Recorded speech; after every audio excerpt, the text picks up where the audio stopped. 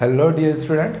तो last class में हमने conductance, conductivity, molar conductance, equivalent conductance, ये चीज़ें क्या हैं, इनके न्यूमेरिकल्स कैसे बनते हैं, इन सारी चीज़ों पे हमने अच्छे से बात की और रिलेटेड न्यूमेरिकल्स को सॉल्व किया। और होप सो आपने वो वाला वीडियो अच्छे से कवर किया है, क्योंकि आज हम स्टार्ट करने जा रहे हैं कोलरॉश लॉ। और ये पूरा जो कोलरॉश लॉ का कॉन्सेप्ट है ना, ये बच्चों को ना लिटिल बिट टफ लगता है। ये मैंने पहले भी कहा है। कारण क्या है, क्योंकि इसके जो टर्मिनोलॉजी रहेंगे ना, वो उर्दू फारसी टाइप के लगेंगे, समझ नहीं आते इसके सिंबल। बट अगर आप वो सिंबल समझ गए तो आप इतना जान लीजिए कि क्लास 12th का कोई सबसे ज़्यादा ईजीएस्ट साइंटिफिक लॉ है तो वो है कोलरॉश लॉ। इतना आसान है ना कि class 3rd, class 4th standard याद आने वाला है आज आपको। तो चलिए आज हम स्टार्ट करेंगे कोलरॉश लॉ। और उससे पहले हमने कंडक्टेंस, कंडक्टिविटी, ये सारी जो कॉन्सेप्ट को सीख रखा है, उसका बहुत ज़्यादा यूज़ होने वाला है ना यहाँ पे। तो चलिए आ जाते हैं। पहले तो ये सीखते हैं कि भैया ये कोलरॉश चाचा जो थे उन्होंने एक्चुअल में कहा क्या।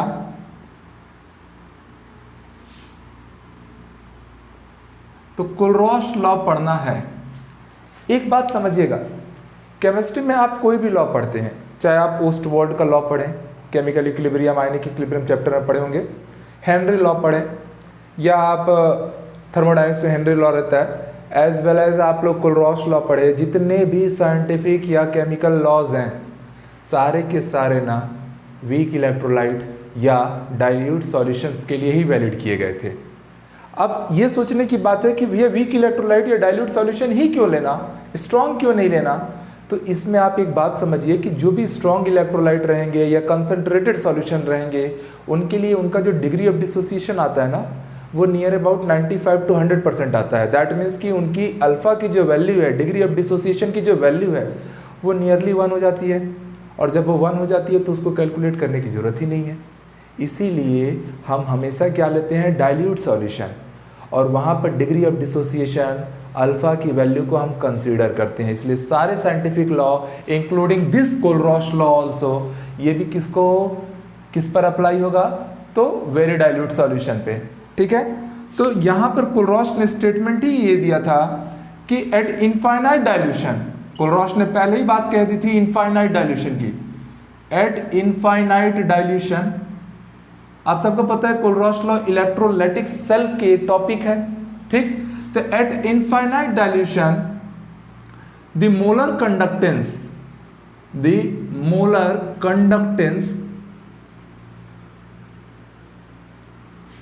Of any electrolyte, electrolytic cell का टॉपिक है इसलिए तो हम इलेक्ट्रोलाइट पे बात करेंगे। Any electrolyte is sum of equivalent conductance.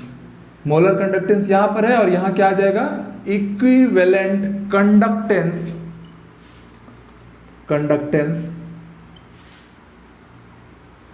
Of their ions. Ions का मतलब क्या होगा, आयंस बोल लीजिए या कॉन्स्टिट्यूएंट्स बोल दीजिए, कि जो भी इलेक्ट्रोलाइट है उसके जो कॉन्स्टिट्यूएंट्स होंगे, जैसे मान लीजिए कॉपर सल्फेट एक इलेक्ट्रोलाइट है, तो उसके कॉन्स्टिट्यूएंट्स कौन होंगे, कॉपर आयन Cu+2 और सल्फेट आयन SO4-2। तो यहाँ पर कॉन्स्टिट्यूएंट्स बोल लीजिए, चलिए हम भी कॉन्स्टिट्यूएंट्स ही बोल रहे हैं। कॉन्स्टिट्यूएंट्स जिसमें हमारा कौन कौन आएगा, एक तो आएगा केटायन और दूसरा कौन आएगा, anion. Cation and anion constituents का मतलब ही है उसके आयंस रहेंगे एट इनफाइनाइट डाइल्यूशन। ये था आप लोग का कोलरॉश का लॉ। कहना क्या चाहा था कोलरॉश ने कि एट इनफाइनाइट डाइल्यूशन, सबसे पहली बात तो आप लोग को इनफाइनाइट डाइल्यूशन पे लेना है, क्योंकि आप लोग वीक इलेक्ट्रोलाइट टाइप के सॉल्यूशंस को कंसीडर करना चाह रहे हो। ठीक है। तो at infinite dilution molar conductance of any electrolyte is sum of, या is equal to sum of, ऐसा लिखना चाहिए, is equal to sum of equivalent conductance of their constituents at infinite dilution.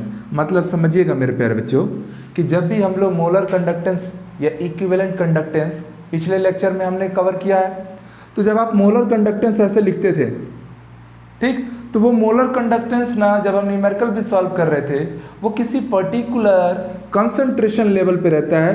तो जब किसी पर्टिकुलर कंसंट्रेशन लेवल पे रहेगा ना तब मैं उसके ऊपर सी लिख दूंगा। इसका मतलब क्या है, molar conductance at any concentration. But जब इसी के ऊपर ऐसा मान लीजिए इन्फिनिटी का ऐसा सिंबल डाल दें तो अब हम इसको क्या पढ़ेंगे, molar conductance at infinite dilution. कई बार इन्फिनिटी लिखता है और कई बार आप लोग को केवल नॉट लगा के छोड़ देता है, दोनों का मतलब सेम है ना। इसको भी आप क्या पढ़ेंगे, molar conductance at infinite dilution. ऐसे ही इसको हम क्या पढ़ते थे, इक्विवेलेंट कंडक्टेंस, या इसी को हम पढ़ेंगे equivalent conductance at any concentration. मैंने पहले भी बोला कोलरॉश लॉ ना केवल टर्मिनोलॉजी के कारण टफ लगता है, आप उनके जो बेसिक जो टर्म्स है ना उनको एक बार बस कैच कर लीजिए, कितना आसान है ये आपको देख के मजा आ जाएगा। क्या पढ़ते हैं आप लोग, equivalent conductance at any concentration. Similarly अगर ये ऐसा दे दे तो हम इसको क्या पढ़ेंगे, equivalent conductance at infinite dilution. या इसी को कई बार अलग अलग बुक में इसको आपको नोट लगा के भी दे देगा तो भी इसका मतलब समझ जाना कि इसका मतलब भी क्या है, equivalent conductance at infinite dilution. तो यहाँ पर आपको हमेशा जो कंडक्टेंस लेनी है वो या तो at any random concentration level पे लेना है या तो इनफाइनाइट डाइल्यूशन के केस में लेना है। कोलरॉश ने क्या किया था, कोलरॉश ने पूरा का पूरा कॉन्सेप्ट ही इनफाइनाइट डाइल्यूशन पे लिया और उन्होंने कहा क्या कि किसी भी कंपाउंड का, मान लो कंपाउंड मेरा AB नाम का कोई कंपाउंड है लाइक HCl है, उसका जो मोलर कंडक्टेंस आएगा ना कहाँ पर, इनफाइनाइट डाइल्यूशन पे, वो उसके जो आयंस आएंगे, जो कॉन्स्टिट्यूएंट्स आयन आएंगे उनका क्या लेना, इधर मोलर कंडक्टेंस है किसका, पूरे कंपाउंड का, पर जो इसके रिस्पेक्टिव आयंस आएंगे ना, ठीक है, कॉन्स्टिट्यूएंट्स आएंगे, उनका आप इक्विवेलेंट कंडक्टेंस लेना। और लास्ट लेक्चर में हमने ये बात समझी है कि इक्विवेलेंट कंडक्टेंस को या तो आप लोग ऐसे रिप्रेजेंट करते थे या तो हम लैम्डा के सिंबल से रिप्रेजेंट करते थे, ठीक। तो कोलरॉश ने ये कहा कि molar conductance at infinite dilution of any compound या any electrolyte is equal to the sum of equivalent conductance of their constituents ion at infinite dilution. तो यहाँ पर देख लीजिए जो A+ आयन आया उसका मैंने क्या लिया, लैम्डा, मतलब इक्विवेलेंट कंडक्टेंस लिया, कहाँ पर लिया, इनफाइनाइट डाइल्यूशन पे। सिमिलरली यहाँ पर कॉन्स्टिट्यूएंट आयन कौन आया, B-, उसका मैं क्या ले रहा हूँ, इक्विवेलेंट कंडक्टेंस, कहाँ, इनफाइनाइट डाइल्यूशन पे। This is the Kohlrausch law, यही आपका क्या है, कोलरॉश का लॉ है। इसको चलो मैं एक दो एग्जाम्पल के थ्रू आपको समझाने की कोशिश करता हूँ कि मान लीजिए मेरे पास बोल रहा है मोलर कंडक्टेंस इनफाइनाइट डाइल्यूशन लाना है किसका, NaCl का, किसका लाना है, सोडियम क्लोराइड का लाना है। तो ऑब्वियस सी बात है कोलरॉश लॉ अगर मैं यूज़ करता हूँ तो यहाँ पर सोडियम आयन का आप इक्विवेलेंट कंडक्टेंस लेंगे, कहाँ, at infinite dilution, plus chloride ion का इक्विवेलेंट कंडक्टेंस लेंगे at where, infinite dilution. Similarly मान लीजिए मैंने अगर आपको ऐसा दे दिया, मैं कह रहा हूँ molar conductance of copper sulphate solution, CuSO4 solution है, कहाँ लेना है, इनफाइनाइट डाइल्यूशन। कई बार आपको इनफाइनाइट डाइल्यूशन मैंने बोला ना नॉट करके भी एक्सप्लेन करेगा, तो आप कंफ्यूज मत हो जाना कि सर इन्फिनिटी लें कि नॉट लें, दोनों का मतलब ही इनफाइनाइट डाइल्यूशन पे बात हो रही है, इजी। तो ये इक्वल हो जाएगा, इसके कॉन्स्टिट्यूएंट आयंस कौन आएंगे, एक तो आपका आएगा Cu+2 आयन और दूसरा कौन आएगा, SO4-2 आयन। तो ये Cu+2 आयन का क्या ले रहे हो, इक्विवेलेंट कंडक्टेंस, कहाँ पर, इनफाइनाइट डाइल्यूशन। और सल्फेट आयन का भी क्या ले रहे हो, इक्विवेलेंट कंडक्टेंस, कहाँ, इनफाइनाइट डाइल्यूशन। इसको जब सम करोगे तो वो उसके मोलर कंडक्टेंस के इक्वल आएगा। This is the Kohlrausch law. कई बच्चों को ये भी डाउट आ सकता है कि सर इधर इक्विवेलेंट कंडक्टेंस लिए, इधर मोलर कंडक्टेंस की वैल्यू मिल रही है इनफाइनाइट डाइल्यूशन पे। याद रखना कोलरॉश लॉ केवल कहाँ वैलिड है, infinite dilution. Random concentration level पे ये लॉ वैलिड नहीं है। इजी। डाउट ये आ सकता है बच्चों को कि सर ये तो मोलर कंडक्टेंस के बारे में बात कर दिया, अगर इक्विवेलेंट कंडक्टेंस ऑफ सॉल्यूशन लेना होगा, पूरा सॉल्यूशन का इक्विवेलेंट कंडक्टेंस लेना होगा, तो भी बच्चों आप परेशान मत होना, ठीक है। जो मोलर कंडक्टेंस उनके इक्विवेलेंट कंडक्टेंस ऑफ आयंस के सम के इक्वल आया ना, तो अगर इक्विवेलेंट कंडक्टेंस भी बोलता तो भी आप यहाँ पर इक्विवेलेंट कंडक्टेंस ऑफ आयंस ही लोगे। कुल मिला के बात ये हो रही है कि कंपाउंड जब रहेगा पूरा इलेक्ट्रोलाइट रहेगा उसका आप मोलर कंडक्टेंस लो चाहे इक्विवेलेंट कंडक्टेंस लो, आयंस का तो आपको इक्विवेलेंट कंडक्टेंस ही लेना है।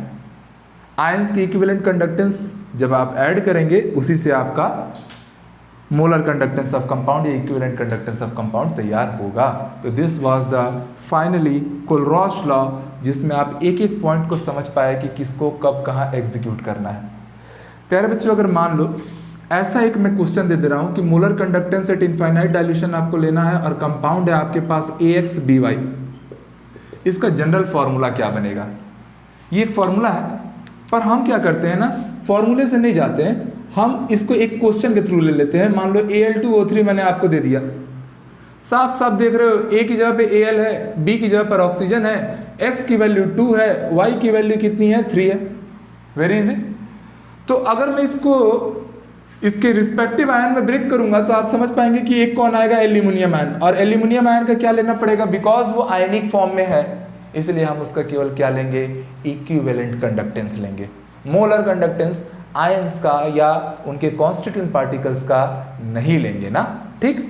तो यहाँ पर आपने इक्विवेलेंट कंडक्टेंस लिया किसका, एल्यूमिनियम आयन का। यहाँ पर क्या आ जाएगा, इक्विवेलेंट कंडक्टेंस किसका, ऑक्सीजन आयन का, ठीक। पर प्यारे बच्चों आप देख पा रहे हैं कि यहाँ एल्यूमिनियम कितने हैं, 2 हैं, तो यहाँ पर 2 का मल्टीप्लाई करना पड़ेगा।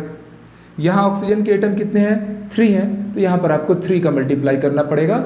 और इनको जब आप ऐड कर देंगे तो आपको Al2O3 का मोलर कंडक्टेंस की वैल्यू मिल जाएगी कहाँ पर, इनफाइनाइट डाइल्यूशन पे। मतलब कुल मिला के फोकस करने वाली बात यह है कि एल्यूमिनियम पे +3 चार्ज आया और +3 क्या है, Y की वैल्यू। तो यहाँ पर जब मैं AX/BY वाले कंपाउंड को ब्रेक करूंगा ना तो A पे क्या आएगा, +Y, सामने 2 का मल्टीप्लाई हुआ था और 2 कौन था, X, तो यहाँ पर X into equivalent conductance at of A+Y ion at infinite dilution plus सामने है 3 मतलब Y टाइम्स क्या हो जाएगा, equivalent conductance at infinite dilution of B की पावर में -X। क्योंकि आप ध्यान से देख लीजिए इस क्वेश्चन को, तो ये एक जनरल सा फॉर्मूला बन गया। ये फॉर्मूला तब के लिए वैलिड है जब आपके पास ऐसे क्वेश्चंस या ऐसे इलेक्ट्रोलाइट आ जाएं तब। उसका एक एग्जांपल भी हमने देख ही लिया। तो डियर स्टूडेंट, ये पूरा था आपका कोलरॉश लॉ। लिटरली सिंपल है, सवाल बनाएंगे ना तो सारी चीज़ें क्रिस्टल क्लियर होने वाली हैं। तो एक बार प्यारे बच्चों आप बस इसको नोट कर लीजिए, देन हम आगे मूव करते हैं।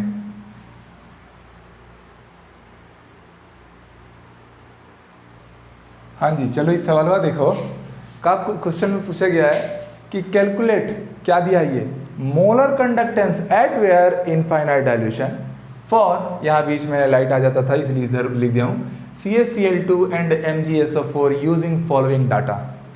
और डाटा में लैम्डा की वैल्यू दी हुई है, और लैम्डा क्या होता है, इक्विवेलेंट कंडक्टेंस की वैल्यू होती है। तो हमें ये डाटा में गिवन है। पूछा क्या गया है, CaCl2 का molar conductance as well as magnesium sulphate में MgSO4 का मोलर कंडक्टेंस। तो चलिए सवाल में आ जाते हैं हम लोग सीधे सीधे सॉल्व करने के मूड में। रेडी? तो हमको पता है भैया यहाँ पर दिया है इक्विवेलेंट कंडक्टेंस है, पूछा मोलर कंडक्टेंस है, कौन सा लॉ लगाऊं, कौन सा लॉ लगाऊं, कोलरॉश लॉ। और कोलरॉश लॉ के हिसाब से क्या होता है कि अगर मोलर कंडक्टेंस ऑफ CaCl2 चाहिए एट इनफाइनाइट डाइल्यूशन ना, क्योंकि Kohlrausch law is only applicable at infinite dilution, okay. तो वो उसके कॉन्स्टिट्यूएंट आयंस के equivalent conductance at infinite dilution का क्या होता है, सम के इक्वल हो जाता है। तो यहाँ Ca+2, यहाँ पर equivalent conductance at infinite dilution of chloride ion आएगा।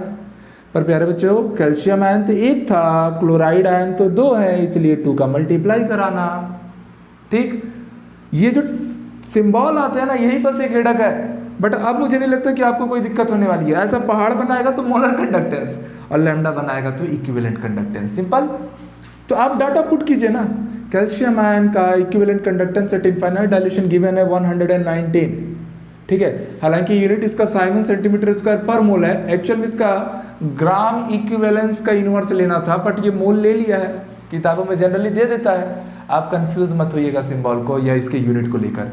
आना एक्चुअल में ग्राम इक्विवेलेंस चाहिए, क्योंकि ये इक्विवेलेंट कंडक्टेंस दे रहा है। लास्ट वीडियो में मैंने आपको बताया है इक्विवेलेंट कंडक्टेंस का यूनिट होता था साइमन सेंटीमीटर स्क्वायर, ग्राम इक्विवेलेंस का इनवर्स।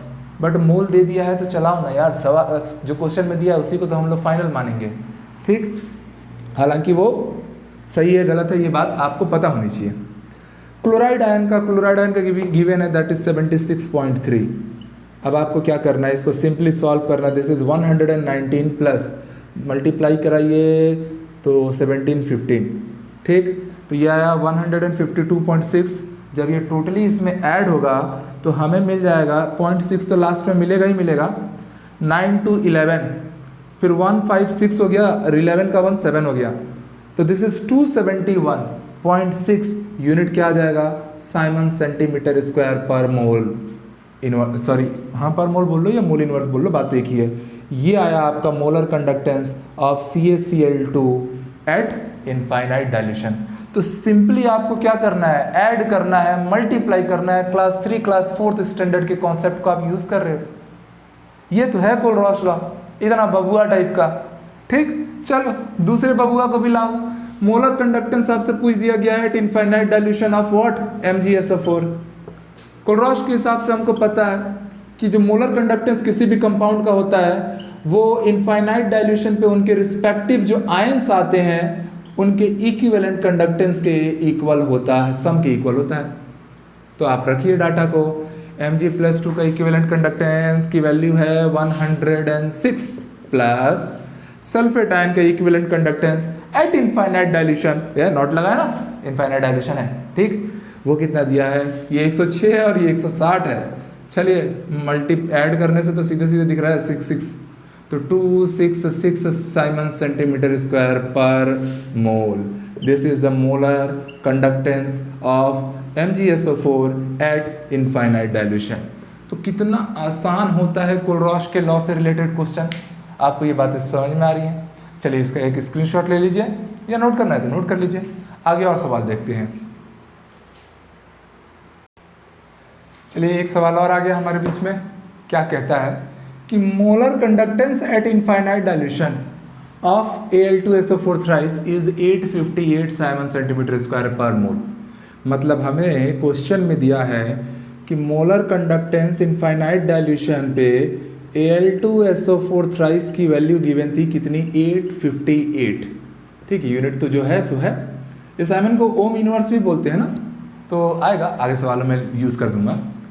आगे आपको लैम्डा दिया है, लैम्डा का मतलब व्हाट, इक्विवेलेंट कंडक्टेंस दिया है, किसका, सल्फेट आयन का। कहाँ पर, इनफाइनाइट डाइल्यूशन, इसलिए नोट लगा दिया।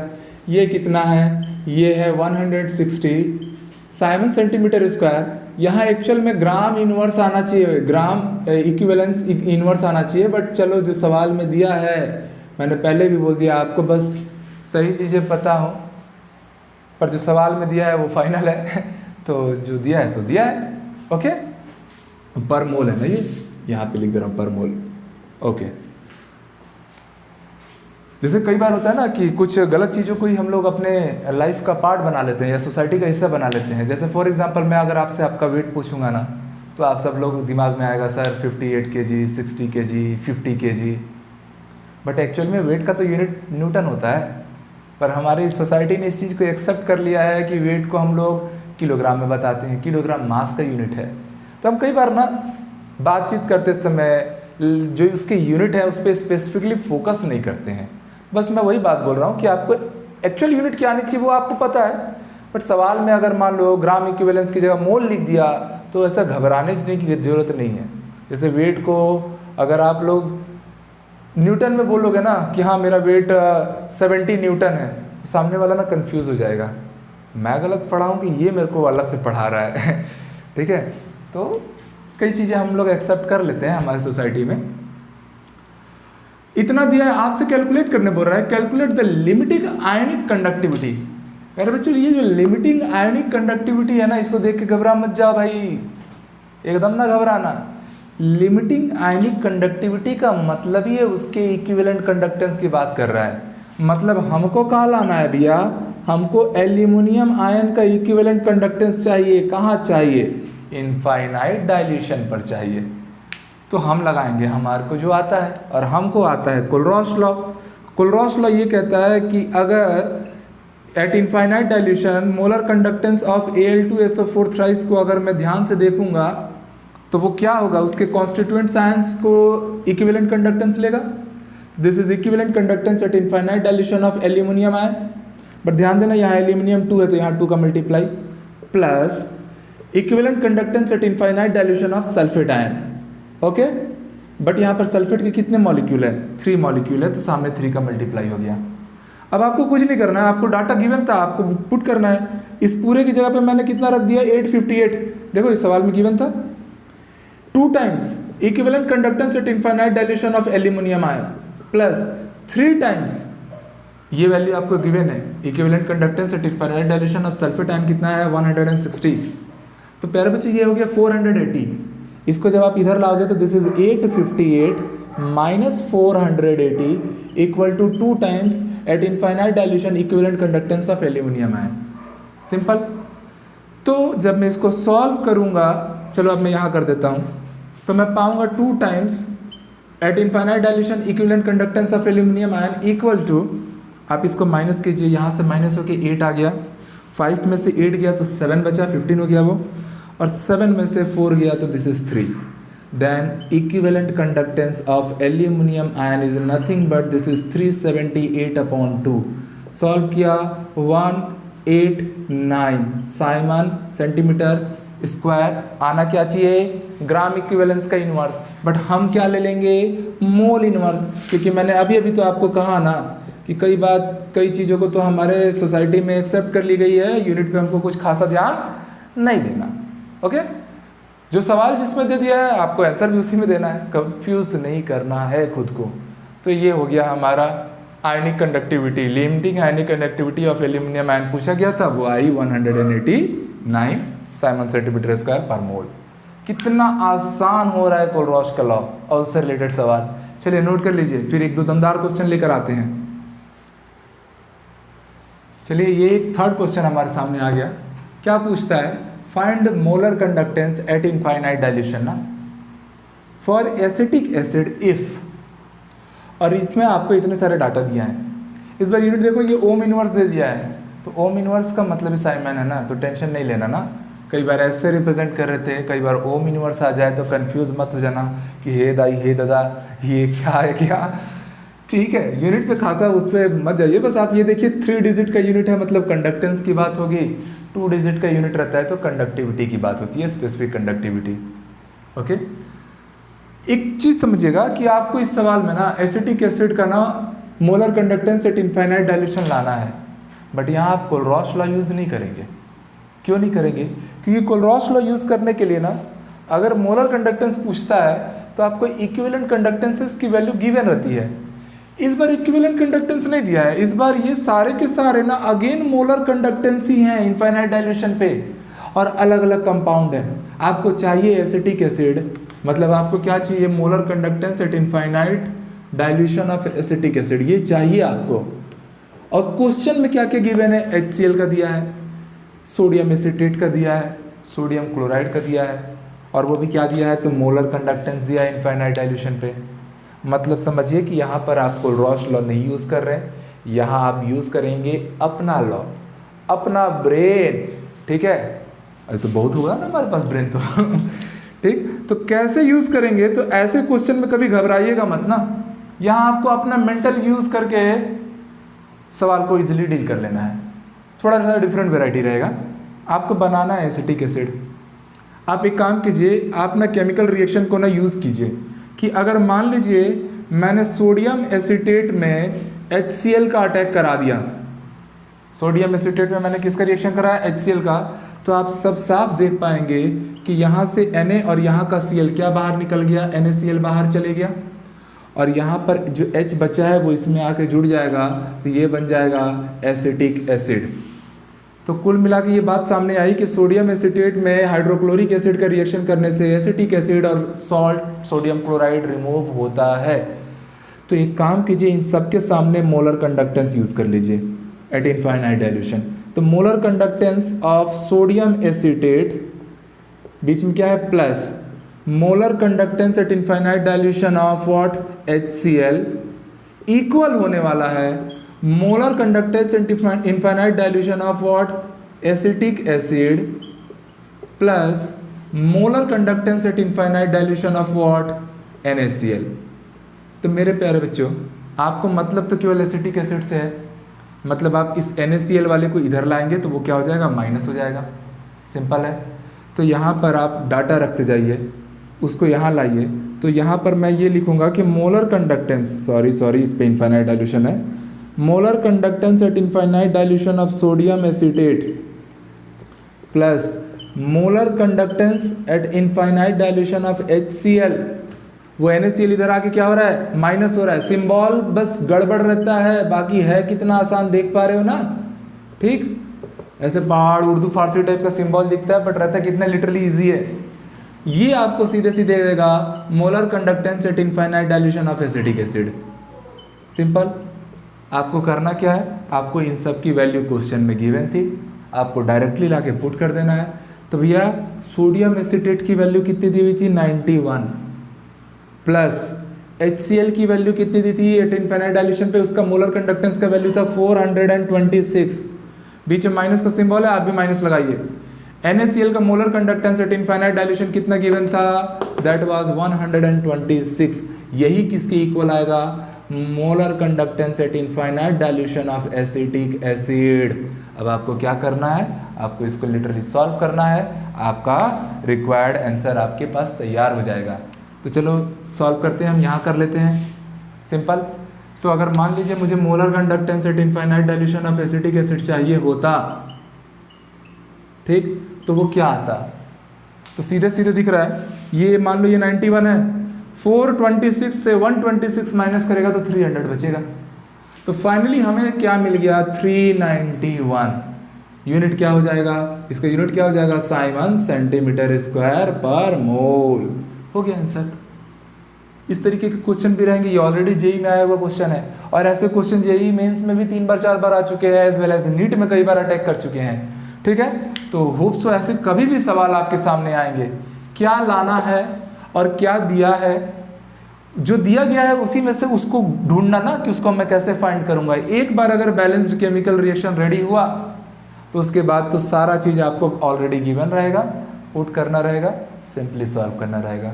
तो होप सो ये सवाल तो, या इस टाइप के सवाल अगर आपके कॉम्पिटिटिव एग्जाम या बोर्ड एग्जाम में आएंगे तो आपको घबराने की कोई ज़रूरत नहीं है। तो आप इसको पूरा नोट कर लीजिए, और देख पा रहे हैं कितना आसान चल रहा है पूरा कोलरॉश का कॉन्सेप्ट।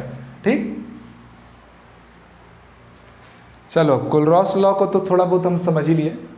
इसी में ना कोलरॉश लॉ में ही एक और टॉपिक हम लोग को पढ़ना रहता है। क्या है, हम लोग कर क्या रहे हैं, हम लोग किसी भी इलेक्ट्रोलाइट को ना डिकम्पोज कर रहे हैं, डिसोसिएट कर रहे हैं, और वो अपने कॉन्स्टिट्यूएंट्स आयन में क्या हो रहा है, ब्रेकआउट हो रहा है। जैसे कॉपर सल्फेट है, CuS+2SO4-2 में क्या हुआ, टूटा। तो जब भी कोई चीज़ डिकम्पोज होती है, डिसोसिएट होती है, उस समय हम लोग क्या ले रहे हैं, इनफाइनाइट डाइल्यूशन का केस ले रहे हैं। तो वहाँ पर हम लोग उसका डिग्री ऑफ डिसोसिएशन कंसीडर करते हैं, पहले ये बात बोल दिया हूँ। ठीक है, तो डिग्री ऑफ डिसोसिएशन, नया टॉपिक हेडिंग डाल लीजिए, डिग्री ऑफ डिसोसिएशन। इसको कैसे निकालना है,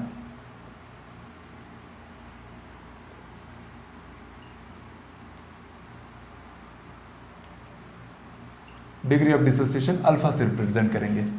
ओके, तो डिग्री ऑफ डिसोसिएशन ये पढ़ने से पहले मैं ना एक काम करता हूँ, फिर से आपको थोड़ा फ्लैशबैक में लेके चले जाता हूँ 1 साल पीछे। जैसे फिल्मों में नहीं दिखाता, 10 साल आगे एक हीरो सीधे बड़ा हो जाता है, ठीक है, मस्कुलर मैन बन गया। 1 साल पीछे, ये क्लास 11th जब आप पढ़ रहे थे, तब आपने chemical equilibrium, ionic equilibrium chapter पढ़ा होगा। वहाँ आपने डिग्री ऑफ डिसोसिएशन का कॉन्सेप्ट पढ़ा होगा, अल्फा, जहाँ पर हम सबसे पहली बार यूज़ करते थे। फॉर एग्जाम्पल मान लो मैं यहाँ पर AB नाम का एक कोई कंपाउंड ले रहा हूँ जो एक्वस फॉर्म में ही है। जब ये ब्रेकआउट होता है तो ये कैसे ब्रेक करेगा, A+B-। देखो अभी मैं जो भी पढ़ा रहा हूँ ये क्लास 11th का है ना, पीछे की थ्योरीज को हम लोग बस रिकॉल कर रहे हैं कि कब हमने पहली बार अल्फा का नाम सुना था।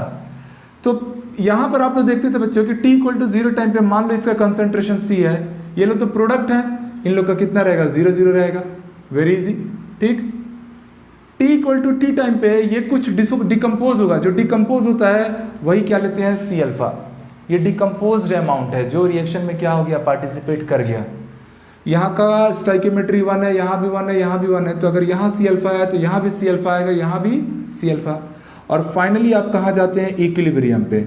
इक्विलिब्रियम पे रिमेनिंग अमाउंट लेना रहता है। तो दिस इज सी, पहले सी था, सी अल्फा रिएक्शन में पार्टिसिपेट कर गया तो बचा क्या, सी माइनस सी अल्फा। ये रिएक्टेंट था, समय के साथ डिक्रीज हुआ इसलिए माइनस। ये लोग प्रोडक्ट हैं, टाइम के साथ इंक्रीज करेंगे इसलिए यहाँ पर क्या लगाना है, 0 प्लस सी अल्फा, यहाँ भी क्या आएगा सी अल्फा। अगर मैं आपसे रेट कांस्टेंट या इक्विलिब्रियम कांस्टेंट के की वैल्यू पूछूं तो सबको पता है क्या करना है, प्रोडक्ट का कंसंट्रेशन का मल्टीप्लिकेशन डिवाइडेड बाय रिएक्टेंट का कंसंट्रेशन। भैया प्रोडक्ट के कंसंट्रेशन इक्विलिब्रियम पे देखना ना, क्योंकि के is only applicable at equilibrium और ये किसी भी फिजिकल पैरामीटर पे डिपेंड नहीं करता एक्सेप्ट टेम्परेचर। क्लास 11 की ये सब कॉन्सेप्ट है। तो यहाँ पर ए प्लस का इक्विलिब्रियम पे क्या है, सी अल्फा है, बी माइनस का भी सी अल्फा है और नीचे क्या है, सी माइनस सी अल्फा। तो प्यारे बच्चे जब आप इसको सॉल्व कर रहे होंगे तो आप देख पाएंगे कि यहाँ से सी ना कॉमन हो जाएगा, अंदर में क्या लिखूंगा 1 minus alpha and this C and that C cancel. तो हमें मिल रहा है सी अल्फा स्क्वायर, के इक्वल टू क्या आ रहा है, सी अल्फा स्क्वायर, नीचे क्या आ रहा है 1 माइनस अल्फा। ये आता था आपका फाइनली फॉर्मूला, जहाँ अल्फा जो होता था वो 1 से क्या होता था, बहुत लेस होता था। क्यों, क्योंकि हम लोग वीक इलेक्ट्रोलाइट या डाइल्यूट सॉल्यूशन को कंसीडर कर रहे होते थे। अगर हम स्ट्रॉन्ग इलेक्ट्रोलाइट को कंसीडर करेंगे तो अल्फा सीधे 1 लेना है, 1 लेना है तो उसको कंसीडर करने की जरूरत ही क्या है, बात समझ में आ रही है ना। तो इस तरीके से आप लोगों ने ये बात पहले पढ़ी होगी, रिलेशन। ये क्लास 11 का था। अब आ जाइए एक साल आगे, हम आ गए क्लास 12 में और क्लास 12 में हम पढ़ रहे हैं इलेक्ट्रोकेमिस्ट्री का चैप्टर। ठीक है, इसको रहने दीजिए। हालांकि अगर मैंने इतना मेहनत करवाया तो ये किसी काम का तो जरूर है, तभी तो मैं इसको इतना लिखवाया हूँ। ये नहीं कि आपको एक साल आगे पीछे करना तो करके मैं घुमा रहा था, अभी काम आएगा। ये जो के का रिलेशन आया है ना, इस के रिलेशन को अभी दिमाग में रखना ना, सवाल बनता है इस पे, इसलिए पूरा कराया गया है। अब क्लास 12 में आ जाइए। क्लास 12 में हमको पूछा गया था डिग्री ऑफ डिसोसिएशन अल्फा की वैल्यू इलेक्ट्रोकेमिस्ट्री में कैसे कंसीडर करनी है। तो याद रखिए, यहाँ पर जब आप डिग्री ऑफ डिसोसिएशन लेंगे ना तो आप लेंगे molar conductance at any concentration divided by molar conductance at infinite dilution का रेशियो। मतलब दोनों के न्यूमिनेटर में भी क्या आना चाहिए, मोलर कंडक्टेंस, और डिनोमिनेटर में भी क्या आना चाहिए, मोलर कंडक्टेंस। बट ऊपर एनी कंसंट्रेशन लेवल पे है और नीचे वाला इनफाइनाइट डाइल्यूशन लेवल पे है। इनका जो रेशियो आता है वही क्या कहलाता है, आपका डिग्री ऑफ डिसोसिएशन अल्फा की वैल्यू। ऐसा नहीं है कि केवल मोलर कंडक्टेंस के टर्म में ही लेना, equivalent conductance at any concentration divided by equivalent conductance at infinite dilution का रेशियो भी मेरा क्या कहलाएगा, डिग्री ऑफ डिसोसिएशन। बस हाँ, न्यूमिनेटर में मोलर कंडक्टेंस और डिनोमिनेटर में इक्विवेलेंट कंडक्टेंस मत लगा देना ना, उससे आपका अल्फा नहीं रायता आएगा। ठीक, तो चलिए इसको आप नोट कर लीजिए। यह है आपका डिग्री ऑफ डिसोसिएशन निकालने का तरीका कि molar conductance at any concentration level और molar conductance at infinite dilution level का जो रेशियो आएगा वही आपका क्या कहलाएगा, अल्फा। सेम अगर इक्विवेलेंट कंडक्टेंस के लिए लेना है तो भी आप ले सकते हैं। अच्छा, मैं एक काम करता हूँ, मैं ये जो रेट कांस्टेंट आया ना कि इसको अल्फा के टर्म में या मोलर कंडक्टेंस के टर्म में लाना चाह रहा हूँ।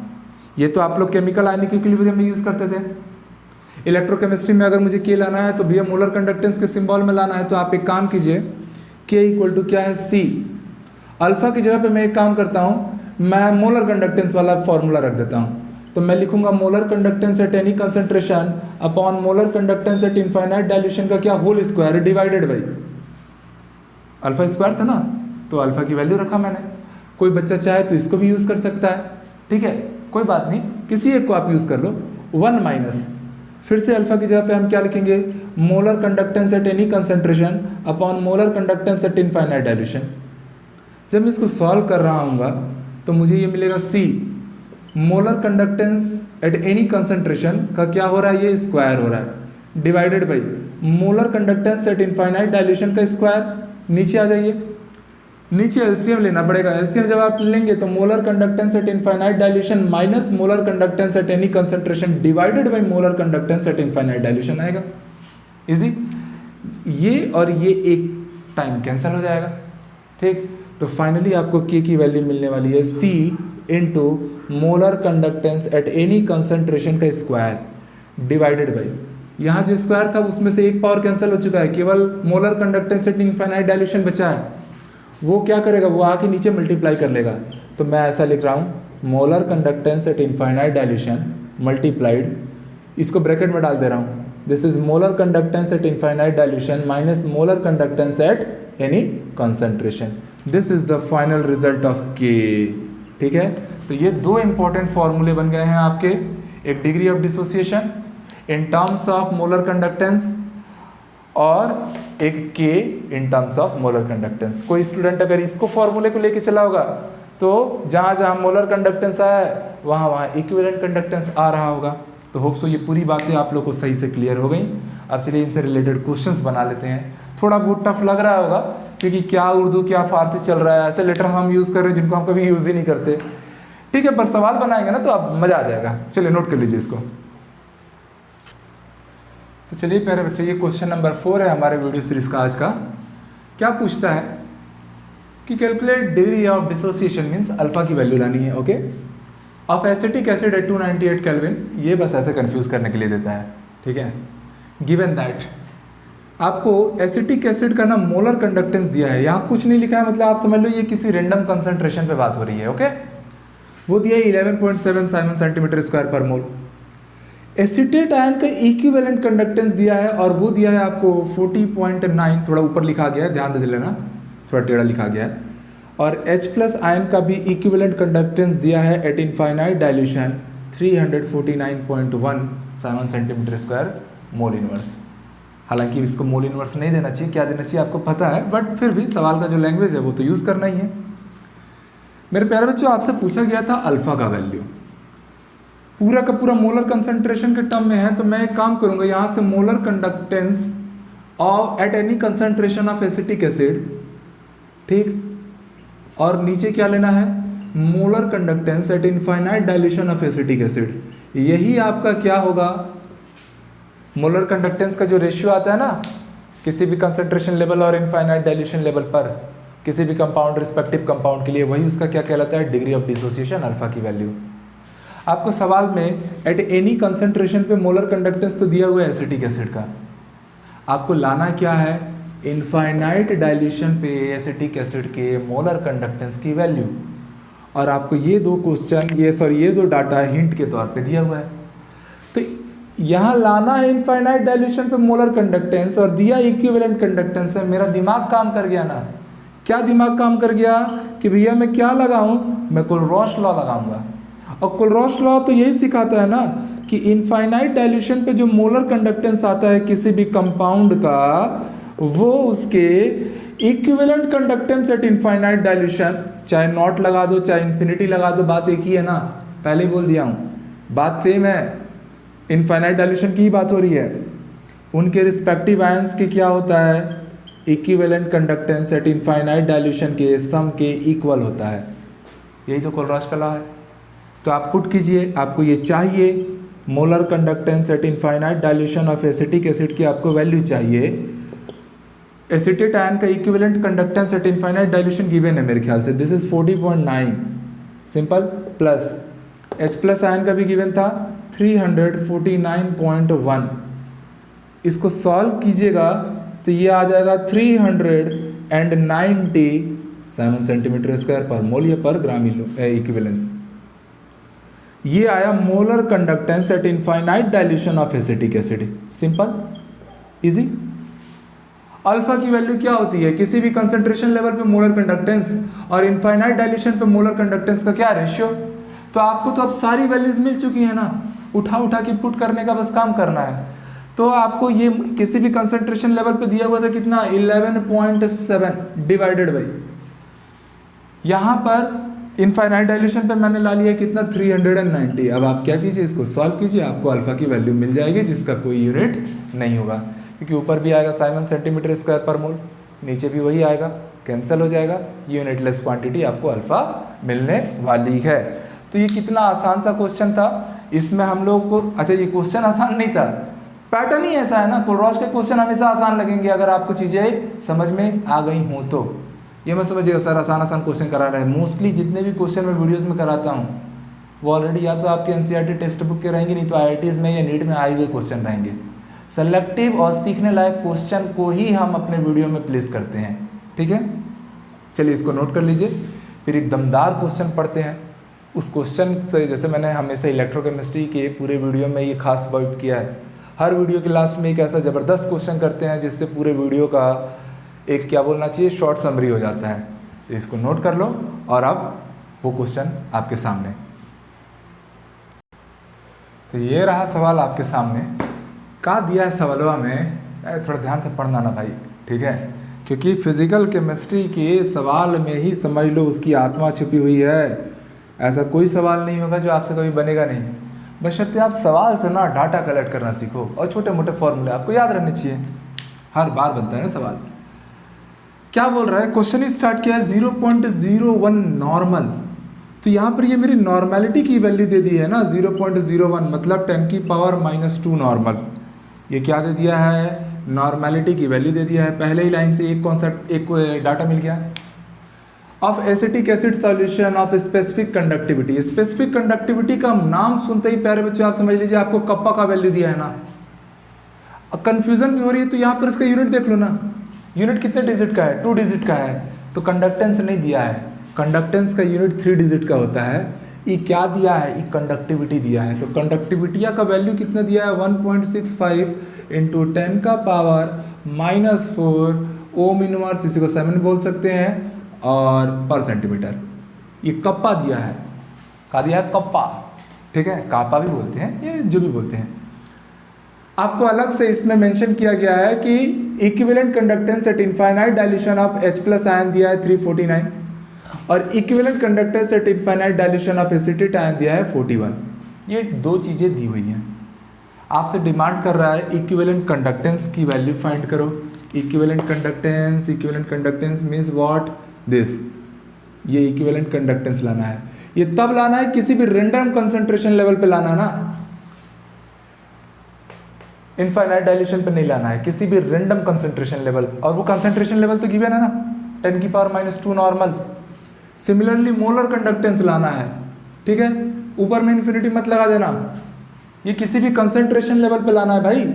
और कंसंट्रेशन तो मेंशन कर ही दिया है क्वेश्चन में, नॉर्मेलिटी, मोलारिटी, ये सब क्या है, कंसंट्रेशन को ही तो रिप्रेजेंट करने वाले फैक्टर्स है ना।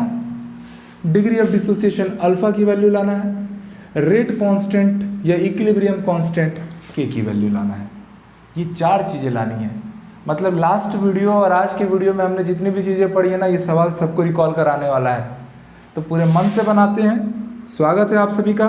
सबसे पहला काम तो मैं यही करता हूँ, इक्विवेलेंट कंडक्टेंस लाने चलते हैं। चलिए, तो भैया जो इक्विवेलेंट कंडक्टेंस होता है, ये मैंने आप लोग को लास्ट वीडियो में पढ़ाया था कि इक्विवेलेंट कंडक्टेंस इक्वल टू आता था कप्पा × 1000 अपॉन नॉर्मेलिटी। अगर याद आ रहा होगा तो, पिछला वीडियो अगर क्लियर होगा तो ये एकदम फॉर्मूला आपके दिमाग में होगा। आप डाटा पुटिंग का काम कीजिए। कप्पा का वैल्यू 1.65 × 10⁻⁻⁴, बगल में 1000 मतलब 10⁻³ डिवाइडेड बाई नॉर्मेलिटी है 10⁻⁻²। इसको सॉल्व करेंगे तो ये हो जाएगा 1.65 × 10⁻⁻⁴ × 10⁻³ और ये जो 10⁻⁻² है ये पलटी मारा ऊपर आया +2 हो गया। तो ये 10⁻³ 10⁻2 और 10⁻³ 10⁻5 हो गया, और बगल में है 10⁻⁻⁴। तो -4 + 5 बचेगा का बचेगा, यहाँ लिखते हैं ना। तो हमको इक्विवेलेंट कंडक्टेंस का जो वैल्यू मिला वो 1.65 × 10⁻1 मिला, मतलब 16.5 साइमन सेंटीमीटर² पर ग्राम इक्विवेलेंसी लेना ना, या पर मोल भी ले सकते हो, कोई दिक्कत तो नहीं है। बट एक्चुअली जो सच्चाई है आपको वही यूज़ करना चाहिए, ठीक। अपने से क्यों गलती करना, सवाल में गलती करके दे तो अच्छी बात है, हम काहे गलती करें भाई, सिंपल। ये आ गया आपका इक्विवेलेंट कंडक्टेंस, पहला सवाल डन। दूसरा पूछा गया था मोलर कंडक्टेंस की वैल्यू। तो एक काम कीजिए, आपको मोलर कंडक्टेंस की वैल्यू लानी है। एक रिलेशन तो मैंने आपको पहले ही पढ़ाया था पिछले वीडियो में कि जो मोलर कंडक्टेंस आता था वो n factor into equivalent conductance आया करता था, यस और नो। n फैक्टर कैसे लाते थे, तो n फैक्टर हमारा जो इलेक्ट्रोलाइट रहता था ना, जहाँ से यहाँ पर इलेक्ट्रोलाइट कौन है, एसिटिक एसिड है, इसको सेपरेट कीजिएगा तो ये हो जाएगा CH3COO- एसिटेट आयन +H+। तो भैया यहाँ से n फैक्टर की वैल्यू कितनी आ गई, n फैक्टर की वैल्यू आ गई 1। जो भी पॉजिटिव नेगेटिव चार्ज आते हैं वही तो n फैक्टर है। तो अगर आपने n की जगह पे 1 रखा ना तो 1 इंटू तो कुछ भी होने से तो वही नंबर आएगा। तो यहाँ से भी आप समझ गए कि जो मोलर कंडक्टेंस आ रहा है वो इक्विवेलेंट कंडक्टेंस के इक्वल आ रहा है, मतलब मोलर कंडक्टेंस भी कितना आएगा 16.5 साइमन सेंटीमीटर स्क्वायर पर मोल। मोलर कंडक्टेंस है पर मोल लगाना ना यूनिट। तो ये दो चीज़ें तो हमने आराम से सॉल्व कर ली, ठीक है। इनको आप नोट कीजिए क्योंकि मैं चीज़ों को थोड़ा सा रब करूँगा, फिर हम इन दोनों चीज़ों को और डील करते हैं। तो चलिए इसको अब मैं हटा दे रहा हूँ ना, ये टुडुन टुडुन टुडुन टुडुन गायब गायब गायब छूमंतर। चलिए आगे हमसे बोलता है भैया डिग्री ऑफ डिसोसिएशन की वैल्यू लाओ। तो डिग्री ऑफ डिसोसिएशन लाने के लिए आपको ना मोलर कंडक्टेंस या इक्विवेलेंट कंडक्टेंस में से कोई एक किसी random concentration level divided by infinite dilution level चाहिए, ताकि मैं उनका रेशियो करूंगा तभी तो डिग्री ऑफ डिसोसिएशन अल्फा की वैल्यू आएगी। तो यहाँ पर मैं ये बात समझ पाया कि डिग्री ऑफ डिसोसिएशन जब चाहिए तो molar conductance at any concentration divided by molar conductance at infinite dilution लेना पड़ेगा। इजी। पर आपको molar conductance at infinite dilution की ये तो आपको पता चल चुका अभी लाए 16.5, ठीक। बट इनफाइनाइट डाइल्यूशन पे नहीं पता। जब नहीं पता तो क्या कुलरॉश लॉ लगाओ ना, अभी तो पढ़े हो। तो कुलरॉश लॉ क्या कहता है, और ये हिंट का लिए दिया हुआ है नीले कलर में कि भैया अगर एसिटिक एसिड का मुझे molar conductance at infinite dilution अगर चाहिए तो वो सिंपली क्या हो जाएगा, equivalent conductance at infinite dilution of acetate ion plus equivalent conductance at infinite dilution of H+ ion, यही तो होगा। तो आप यहाँ पर सवाल में डाटा गिवन था, आप उसको सीधे सीधे ला के पुट कर दीजिए। तो यहाँ से व्हेन सॉल्व तो हमारा ये 41 + 49 90 होता है, ठीक। साइमन सेंटीमीटर स्क्वायर पर मोल। ये इसको ओम इनवर्स भी लिख सकते हो, कोनो टेंशन वाली बात नहीं है, एक ही मतलब होता है दोनों का। तो यहाँ पर आप लोग को molar conductance at infinite dilution of acetic acid आपको मिल चुका है। Very easy. आपको लाना था डिग्री ऑफ डिसोसिएशन अल्फा का वैल्यू। तो अल्फा इज इक्वल टू आप सबको पता है molar conductance at any concentration divided by molar conductance at infinite dilution. किसकी बात हो रही है, एसिटिक एसिड ही है। तो आप यहाँ पर एसिटिक एसिड लिख दीजिए, और कोनो दिक्कत थोड़ा भी है। इसका वैल्यू आप लोग लाए थे, कितना लाए थे भैया 16.5 लाए थे, और इसकी वैल्यू आपने कितना लाया 390 लाया। जब आप इसको सॉल्व करेंगे तो यहाँ पर अल्फ़ा की वैल्यू आ जाएगी 0.423 विदाउट यूनिट। तो इस तरीके से आपने थर्ड क्वेश्चन भी सॉल्व कर लिया। थर्ड क्वेश्चन में क्या था, डिग्री ऑफ डिसोसिएशन की वैल्यू। अब लास्ट क्वेश्चन है क्या, रेट कांस्टेंट। तो चलो अब उस पर आ जाते हैं। इसको हटा दूँ मैं, चलो बाय बाय बोल दूँ, ठीक है। नोट करो, जल्दी नोट करो, ठीक। चलिए ये हटाया, शट हट गया ये। अब हम लास्ट में आ रहे हैं चौथे नंबर क्वेश्चन को बनाने। क्या पूछा है, के लिए फॉर्मूला मैंने बताया था ना, C alpha square 1 minus alpha. कहा था कि नहीं कहा था, ठीक है। तो भैया बस पुट करो ना, कहानी खत्म करो। सी मतलब कंसंट्रेशन दिया है ना, क्या 10 की पावर -2। अल्फा की वैल्यू अभी तो लाए 0.423 का स्क्वायर 1 माइनस 0.423। यहाँ से आप सॉल्व करना, आपको के की वैल्यू मिल जाएगी। इसीलिए मैंने इधर आपको थोड़ी देर पहले एक साल पीछे एक साल आगे करके अलग से सॉल्व करवाया था ना, के का फाइनल फार्मूला लेकर आया था। बोल देता ऐसे 11th में पढ़े हो तो काम नहीं चलता, करा के दिया ना। कारण क्या है, सवालों में पूछ देगा, ठीक है। और ऐसे सवाल एडवांस से पूछे जा चुके हैं, ठीक। तो अब आप इसको सॉल्व कर लीजिए, आपको रेट कांस्टेंट के की वैल्यू आएगी जो नियरली 1.85 × 10 की पावर -5 के आसपास आ रही होगी। तो ठीक है, तो ये पूरा हमारा आप लोग सॉल्व किए, और फाइनली हमने इस सवाल के थ्रू आज के पूरे कॉन्सेप्ट को एक बार सही तरीके से रिकॉल कर लिया। तो प्यारे बच्चों, इलेक्ट्रोकेमिस्ट्री का जो पूरा चैप्टर है, अब यहाँ पर आप समझिए कि वो हो रहा है कंप्लीट। बट फिर भी कुछ टॉपिक ऐसे हो सकते हैं जो गलतीवश भूलवश छूट गए होंगे। तो अगर ऐसे टॉपिक छूट गए होंगे तो मेरा हम्बल रिक्वेस्ट है कि आप लोग कमेंट करके ज़रूर बताएं, ताकि आप बस कमेंट कीजिएगा, हमारी जो टीम है वो मुझे इन्फॉर्म करेगी और मैं उस पर अलग से वीडियो लेकर ज़रूर आऊँगा। एज वेल एज एक और चीज़ मुझे आप लोगों के साथ शेयर करनी थी, ठीक है। हालांकि इतना लंबा वीडियो हो गया है तो बच्चे तो देखते ही नहीं है स्टूडेंट का आजकल का अलग ही टेम्परामेंट है, बड़े वीडियो को देख के उन लोग छोड़ देते हैं, स्किप कर देते हैं।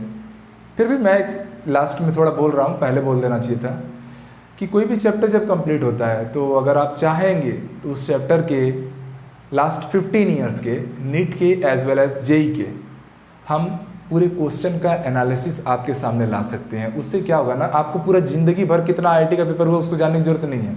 अभी पैटर्न हो चुका है चेंज, ठीक है। पहले सब्जेक्टिव आईआईटी का पेपर होता था, आज के डेट में ऑब्जेक्टिव होता है। तो आपको लास्ट 10-15 साल के ही जो क्वेश्चन आए हैं उन्हीं को अच्छे से एनालिसिस करना है और सीट आप क्लियर कर लोगे।